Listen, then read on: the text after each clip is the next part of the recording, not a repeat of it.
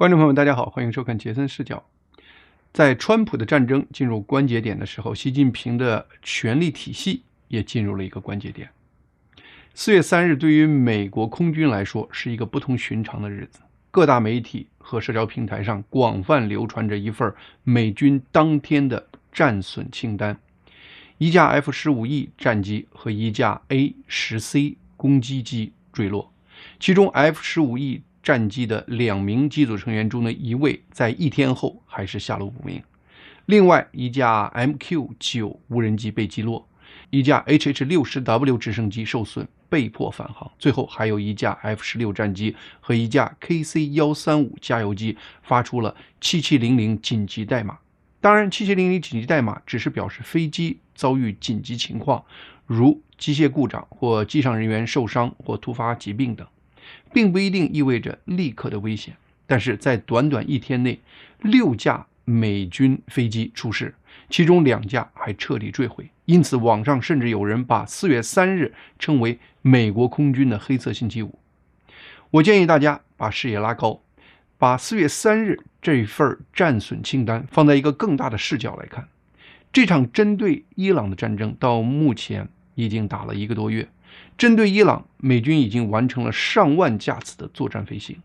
这不是零星出击，这是连着打，密集打，日复一日的打。这上万次轰炸任务中，飞行员穿越伊朗的防空网络，投下炸弹，然后安全返航，直到战争进行到第5周，才首次出现了2起美军正式确认的美国战机坠毁的事情。这说明在此之前，在上万架次的作战飞行中，在伊朗的海军和空军被几乎全歼的情况下，伊朗还没有击落任何一架美军战机。如果我们把这个数字放在历史的坐标系上看，你会意识到这其实是一个战争奇迹。你知道吗？在越战中，美国损失了接近1万架飞机和直升机。即使在1991年的海湾战争中，面对被常年制裁而严重被削弱的伊拉克军队，北约联军在头几周的空中打击阶段还一共损失了75架飞机，其中63架战机是美国一国损失的。而现在面对伊朗这个拥有完善工业体系、完整防空网络、人口超过8000万的地区大国，美国上万次攻击任务中只有2架战机被击落。纯粹从军事统计角度看，这不是失败，恰恰相反，这是美国绝对空中优势的展现。但在这个社交媒体盛行的时代，一架 F-15被击落的视频，它的冲击力远超安全完成上万次空袭任务这个枯燥的统计数据。飞机坠毁视频可以快速获得数百万次观看、数万次转发，可在几个小时内塑造人对这场战争的认知。这种认知偏差在民主国家就可能形成某种政治压力，特别是会被伊朗政府和世界上大量仇恨川普政府的势力所利用。当然，一天出现如此多的战损，美军必然会调查其背后的原因。是什么导致了在战争进行了5周后出现这个不寻常的损失日？ ABC 新闻报道说，伊朗这次击落了那架 F-15 战机是使用了先进的被动红外检测技术。我在2周前的节目中讲到了这种被动红外检测技术。这种技术不发射任何信号，只是静静的看飞机发动机喷出的热量，看机身与大气摩擦产生的红外特征。美国的隐身战机是对主动的雷达监测隐身，但是对这种不发射信号的探测器来说就不隐身了。战争开始的前3周，美军飞机在伊朗上空执行任务，就像在自家后院飞一样。伊朗有防空导弹，有雷达网络，但在美国的电子战压制下，他们形同虚设。这就引出了一个令人不安的问题：如果伊朗一开始就拥有这种被动红外检测技术，为什么他们在战争开始的前3周不用呢？这不符合常规战争逻辑。如果伊朗在战前就部署了这些被动红外系统，他们应该在美军第1波空袭后就启动。那会在战争初期就给美国造成重大损失，甚至可能因此改变整个战争的节奏。但事实是，在战争开始3周后，这项技术才在伊朗突然冒了出来，然后连续的给美军造成损失。这样的时间曲线大概率指向一个结论：伊朗在战争开始时并不完全拥有这项技术，它是在战争进行中突然获得的。被动红外防空系统不是一个简单的技术，它是一套复杂的系统，涉及精密的红外传感器、复杂的目标识别算法与导弹系统的集成等等。另外，因为系统复杂，只有硬件还不行，还需要被专门培训过的人进行操作。这就意味着，在伊朗政府背后有一个高度专业化的支持网络在运作。这不是一个简单的武器走私，这是一次完整的、系统性的军事技术转移，甚至可能有外来人员的直接参与。那么，谁有这个能力，谁有这个动机呢？当今世界只有2个国家，一个是俄罗斯，一个是中共国。一方面，他们都有这方面的能力；另一方面，他们都是和伊朗签约的战略盟友。更重要的是，让美国深陷伊朗战争的泥潭，对他们都有现实的利益。俄罗斯在乌克兰战场陷入苦战，他们迫切需要美国的注意力被分散，需要美国的军事资源被牵制在中东。中共因为台海问题，也同样希望看到美国在中东消耗实力、消耗弹药、消耗美国国内对战争的政治意愿。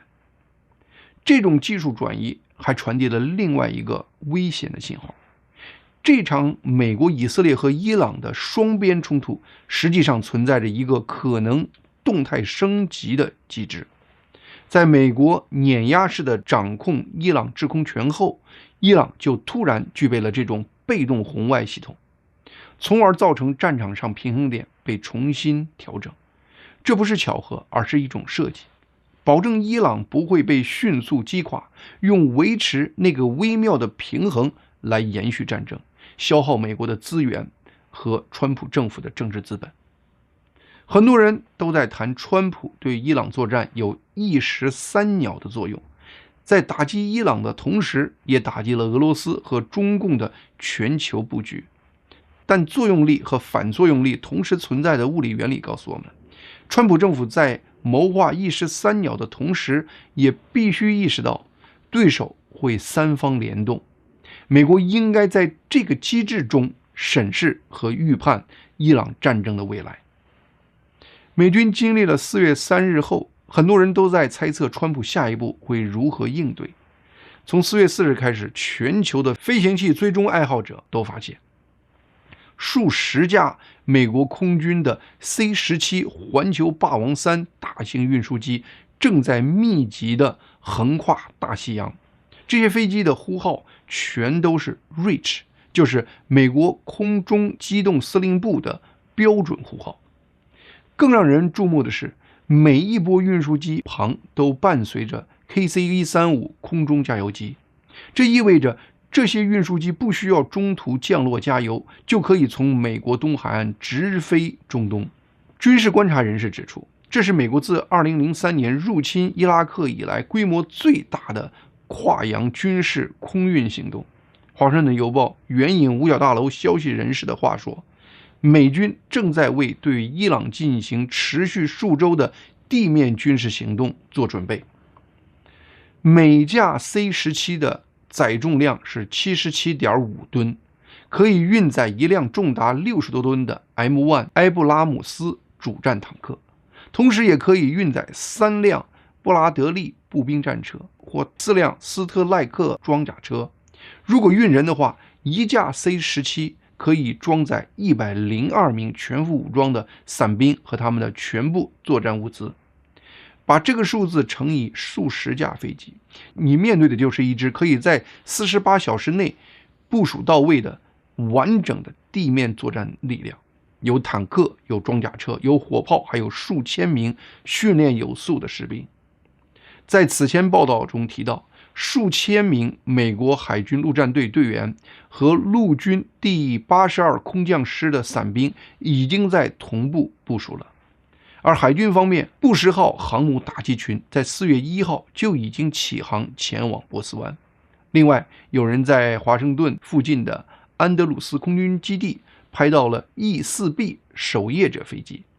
这架飞机还有一个名字叫末日飞机，它存在的主要目的是在核战争或大军事冲突期间，作为美国政府和军事指挥系统的空中指挥中心，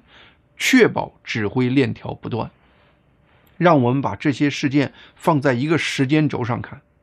4月1日，川普在公开场合说与伊朗的谈判进展顺利，但在同一天，布什号航母向中东起航。4月3日，美军遭遇不寻常的损失。4月4日，全球公开的大规模跨洋空运军事行动启动。4月6日，川普此前宣布的单方面不轰炸伊朗基础设施的期限到期。在这个时间线的每一个动作都在向伊朗传递信号，谈判桌上每分钟的拖延都在让美军的地面入侵准备得更充分。这不是美国的应激反应，而是一套完整的多层次的压力实施程序。网络上很多人在讨论，面对伊朗突然展现出的新的对抗美国战机的能力，川普会怎么做？他会选择快速结束战争，还是会升级军事行动，甚至启动地面进攻？在我看，这些讨论是把这个极度复杂的决定简化成了一个2选1的选择题，要么撤，要么打。但这种思维严重低估了川普政府的战略谋划维度。美军为何会如此高调地实施大规模军事部署？部署的过程和数量让全球军事爱好者都能清楚看到。五角大楼为什么现在还有消息人士给华盛顿邮报这样的媒体爆料呢？这些操作本身就说明，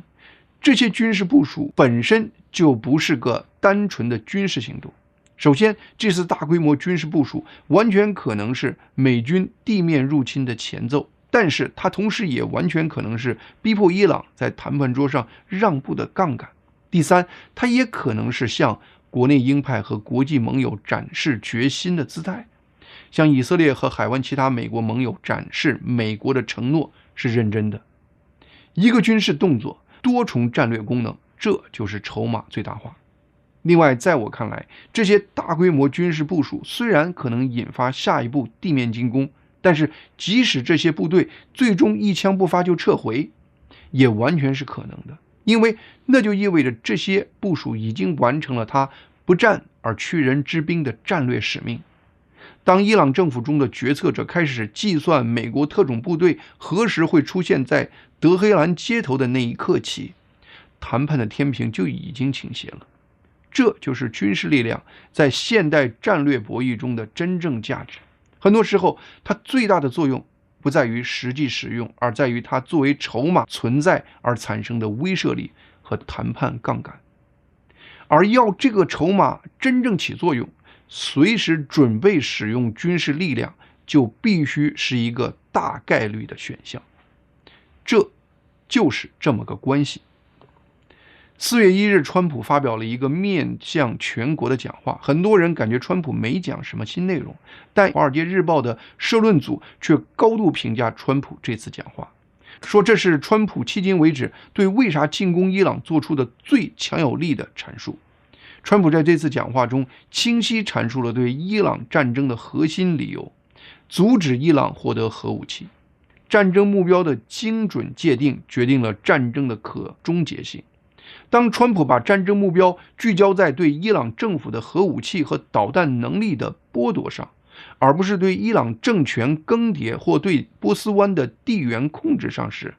这场战争就规避了美国现代史中类似战争的无限持续的宿命。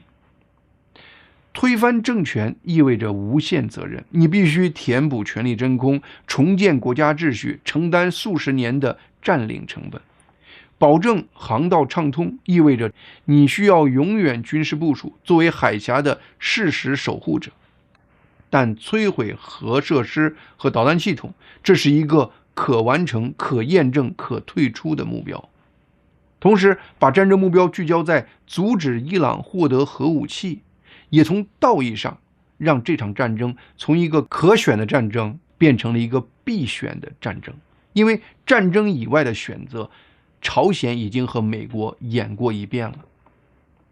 朝鲜的核武之路是一个长达30多年的用明修栈道、暗度陈仓的方式对西方左派政客的戏耍的教科书。早在1984年，美国的 CIA 就警告美国政府说，朝鲜可能在寻求开发核武器。国际社会立刻施压，迫使金日成表面同意在1985年加入了核不扩散条约。对于西方政客来说，迫使朝鲜加入这个条约就是对这个问题的终极解决方案。但事实又是个什么情况呢？朝鲜一方面同意加入条约，但是几乎在同一个时间就开始拖延具体实施条约规定的核保证措施。这样的剧情一下就持续了8年，在压力下签协议，给美国和西方政客制造一个和平曙光的幻觉，然后就开始利用协议中的一些模糊空间，继续暗度陈仓，从各个渠道谋求开发核武。朝鲜随着自己核能力的提升，在国际上的态度也越来越强硬。到了1993年，当国际检察员要求进入那些伪装的核设施时，朝鲜直接拒绝，然后公开宣布退出核不扩散条约。1994年，朝鲜在没有国际原子能机构监督的情况下，从宁边反应堆卸载了乏燃料棒。这些燃料棒下一步会不会被再处理成武器级不，没人知道，但所有人都意识到，真正的朝鲜核危机来了。当时的克林顿政府一开始其实是强硬的，他一边威胁制裁朝鲜，同时让美军制定了直接打击朝鲜核设施的战争计划。当时的国防部长佩里甚至提出在朝鲜周边大规模部署军力，向朝鲜政府施加军事压力的方案。然后克林顿决定取消和朝鲜会谈，并在韩国部署爱国者导弹防御系统。克林顿政府当时更倾向于利用军事选项来解决朝鲜核武问题。历史本来可以在这里转向，但这个时候，前美国总统吉米·卡特出场了。卡特通知克林顿政府，他打算接受朝鲜此前的邀请，以私人身份访问平壤，来缓和局势。克林顿同意了卡特的要求，认为也许这能给金日成一个台阶下。结果呢，卡特这个已经没有任何美国公职的退休老人，超越了克林顿给他授权的讨论内容。在访问结束后，直接就在 CNN 上宣布，他已经和金日成达成了初步协议。媒体和外交政策界立刻欢呼，把卡特的协议称为我们时代的核和平。协议还没签，只是初步达成一个意向，左派媒体就宣布和平已经到来。这种急不可耐的自我感动，暴露了西方左派政治和媒体精英内心深处的渴望。他们太需要证明自己是阻止战争的和平使者，而不是战争犯。迫于舆论的压力，克林顿不得不把军事选项从桌面上撤下来，进而接受了卡特和朝鲜谈的这个协议，也就是后面的1994年的框架协议。这个协议的主要内容是，朝鲜同意冻结它的核工业，最终接受外界的全面检查。作为交换，美国向朝鲜提供价值数十亿美元的民用核电和石油，听起来很公平，对吧？但魔鬼在细节里。美国搁置了一个关键问题：朝鲜是否已经拥有足够制造一枚核弹的？不，这个问题没有答案，但美国选择不追问。朝鲜此前违反核不扩散条约的行为也完全被忽视，而不要承担任何后果。但是，一些西方左派政客和媒体人的说法是，没关系，经济接触会让朝鲜政权变得温和，只要朝鲜愿意融入国际社会，什么都好办。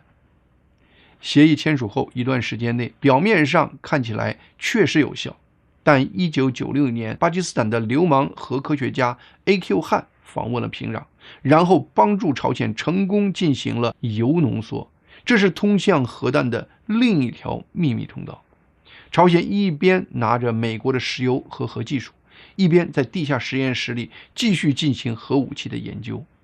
朝鲜要制造核弹的意图从来都没有改变过。美国的数十亿美元援助没有换来和平，只是给朝鲜提供了更多的时间和资源，让朝鲜来完善它的核武能力。8年后，到了2002年，小布什政府拿着当年的框架协议质问朝鲜，问他为什么要搞铀浓缩。朝鲜的反应是什么？立刻撕毁当年的框架协议，驱逐检察员，同时再次宣布退出核不扩散条约，宣布恢复对钚元素的处理工作，不时使用了威胁、制裁和其他各种外交手段，但最终排除了使用武力的选项。为什么？因为朝鲜的火炮瞄着首尔，战争的代价太高，因此再等等，再谈谈，就成为美国政府的唯一选项。结果呢，朝鲜在4年中就将它的钚储备增加了4倍，并在2006年成功进行了第一次核试验。一旦朝鲜核试验成功，军事选项对美国就变得更不可能了。朝鲜已经是核大国了，它可以在任何冲突中对韩国升级到毁灭性打击的级别。现在情报显示，朝鲜已经拥有约50枚核弹头，而且还在不断测试能够打到美国大陆的洲际弹道导弹。就在几天前，朝鲜刚刚进行了最新一次导弹测试。从1984年 CIA 的警告到2006年的朝鲜核试验成功，再到现在，美国用了40年的时间，看着朝鲜从可能追求核武器变成了拥有50枚核弹头的核大国。这40年里，美国不是没有机会。1994年，克林顿政府已经制定了军事打击计划，但被卡特的所谓和平会谈给打断了。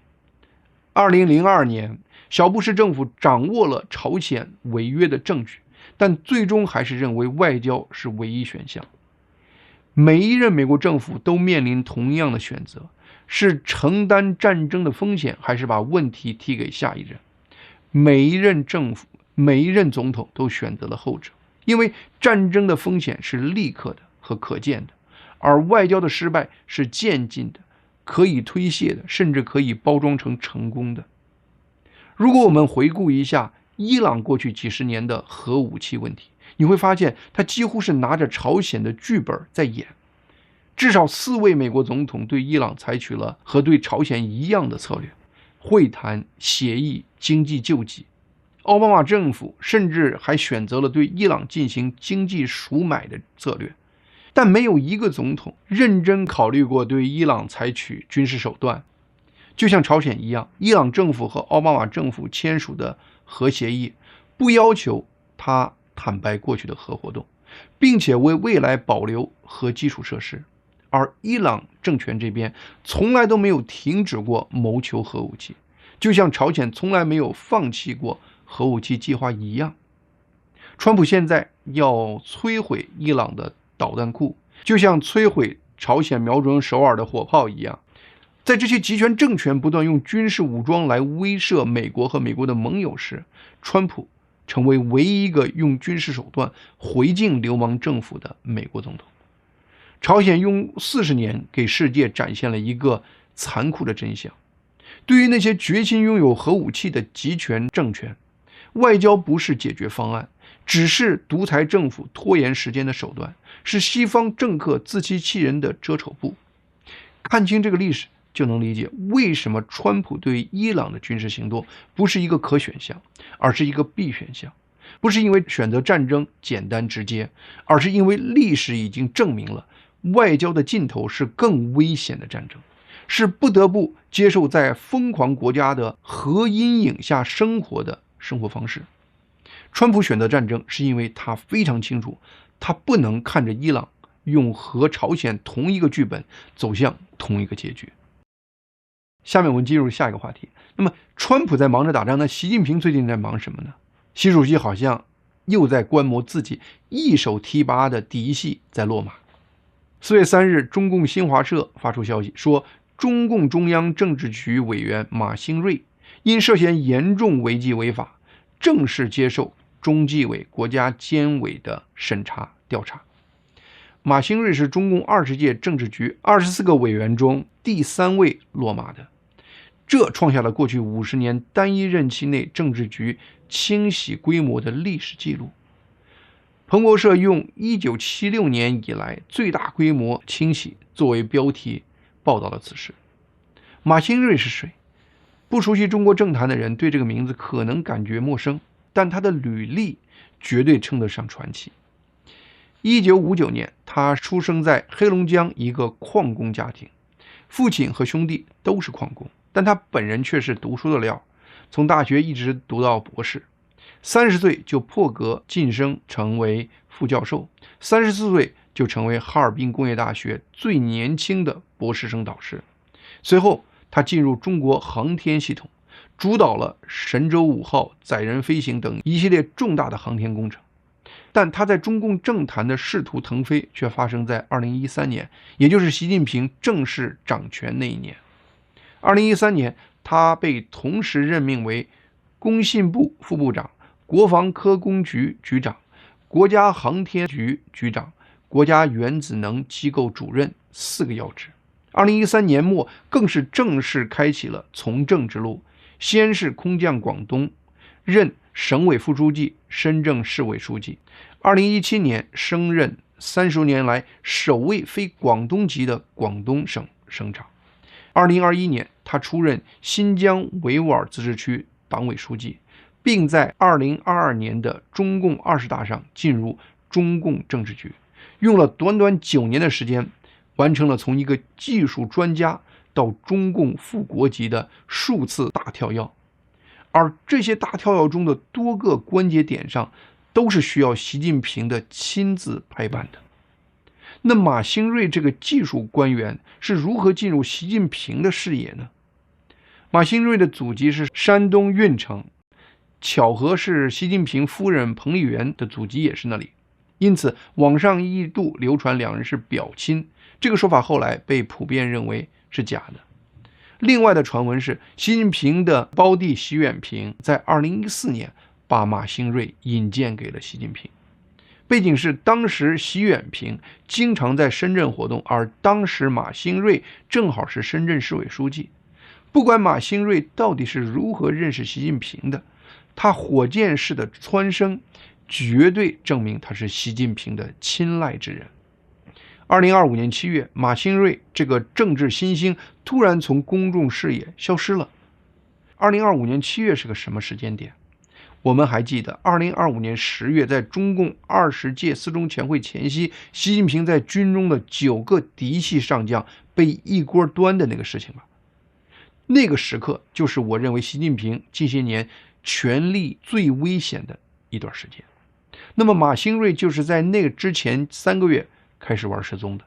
中共官方只是含糊地说他另有任用，但在随后的9个月里，他连续缺席了政治局集体学习、中央经济工作会议、全国两会等所有重大场合。更诡异的是，他被调离新疆后，新疆官场出现塌方。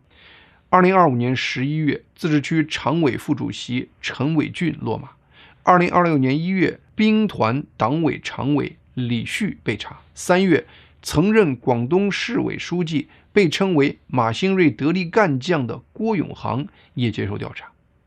围绕马兴瑞的一个个倒下，这种先打下属后拿主官的模式，在中共政治体系中被称为捡裙边。那么马兴瑞到底犯了什么罪呢？官方通报只有8个字：涉嫌严重违纪违法。至于具体是什么违纪、什么违法，一个字都没说，这就给外界留下了巨大的想象空间。